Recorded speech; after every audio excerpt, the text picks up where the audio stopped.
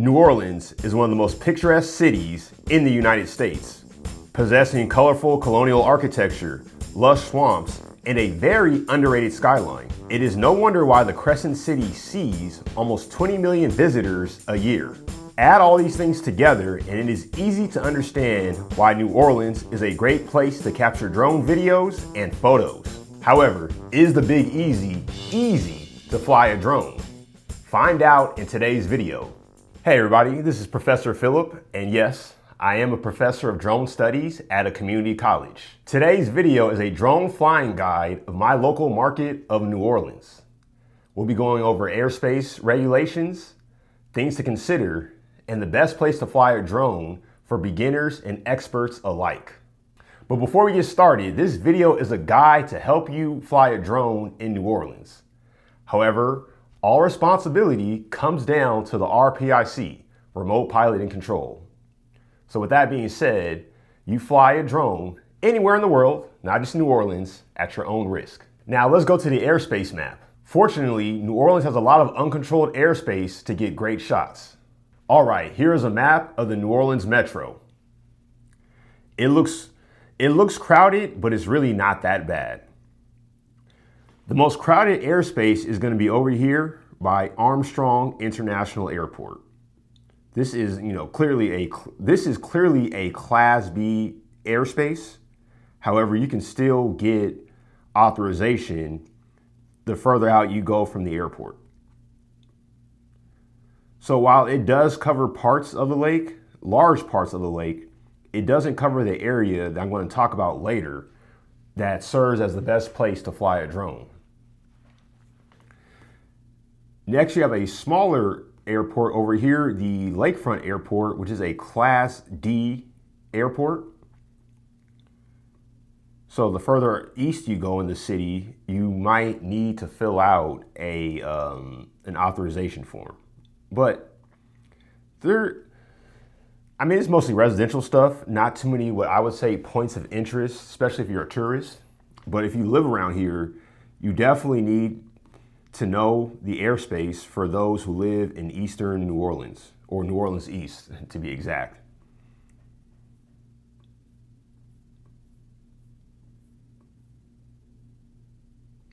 And then down here we have the Navy base. This is also a Class D airport, Class D airspace, I should say. And this is mostly going to take up the West Bank. So for all my West Bankers, you might want to look up where you live or where you want to fly if you want to fly local, because there is this Air Force base around here. And again, you can still get authorization too if you just fly under the ceiling of 400 feet. So of course, if you're a traveling drone pilot, the main point of interest in New Orleans will be the French Quarter. Due to its old architecture, its very pretty colors, and just how unique it is. However, there are some hazards that you should think about when flying in the French Quarter. If you're looking to fly near Jackson Square, just know that there's a giant set of wires that go almost across it. So you want to watch out for that, because if you get your drone stuck up 100 feet in the air, that's not going to be a good look, and you might make the local news. The main points of interest in the French Quarter include Jackson Square, Bourbon Street, and the French Market. These places are all going to be crowded of pedestrians, so you gotta be very careful when you fly over these areas. Another unique hazard about the French Quarter now is that the NOPD actually flies drones a lot there. They have grown their drone program there significantly.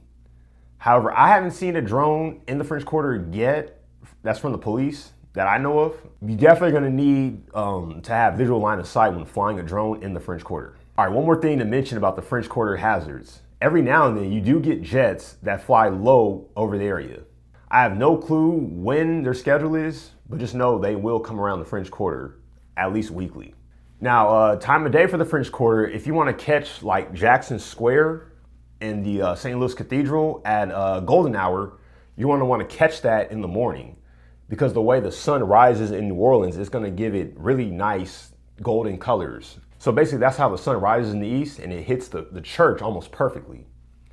Now, if you want to get like a good sunset view of the French Quarter, you're gonna wanna fly behind it because the sun sets directly behind it. Because, I mean, I don't know about you guys, but I don't like to shoot in direct sunlight. Another point of interest will be the Central Business District, which basically contains the bulk of the New Orleans skyline, including the Superdome. The Superdome looks really cool from a skyline perspective, so I could see why somebody would want to fly a drone there. It is a covered structure. I haven't flown the drone around the Superdome in quite some time, so they may or may not have more security there, but just like a heads up, if you fly there, that there might be some enhanced security. Now, the good thing about New Orleans is that there is no open arena. There's no baseball team out here, and then the football team plays in a dome. So you're not gonna get any TFRs from sports games.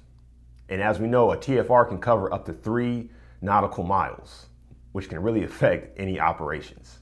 Next is the Garden District, which is where you're gonna find the old antebellum mansions.